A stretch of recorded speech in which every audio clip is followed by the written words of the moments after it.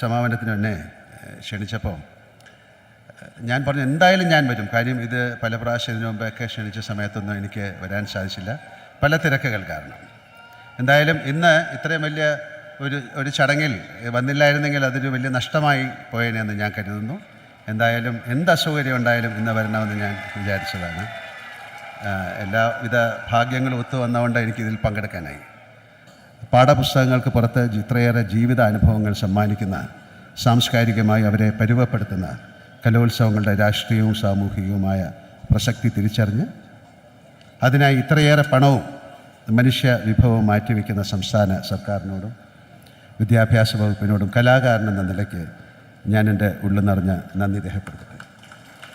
ഇന്നിവിടെ സമാപിക്കുന്ന 64ാമത് സംസ്ഥാന സ്കൂൾ കലോത്സവത്തിൽ സമ്മാനാർഹരായ എല്ലാ പ്രതിഭകളെയും കലാതലവും പ്രതിഭയായി പോയിൻ്റ് നിലയിൽ മുന്നിലെത്തിയ സ്കൂളുകളും എല്ലാവരെയും അകന്നറിഞ്ഞ് ഞാൻ ആശംസിക്കുന്നു.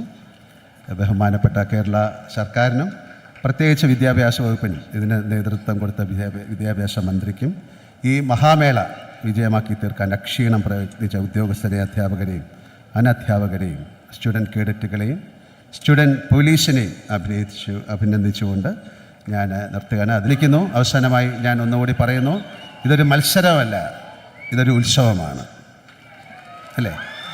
എല്ലാവർക്കും ഒരിക്കൽ കൂടി ആശംസകൾ നേരുന്നു. എല്ലാവർക്കും നല്ലൊരു സായാഹ്നം നേരുന്നു.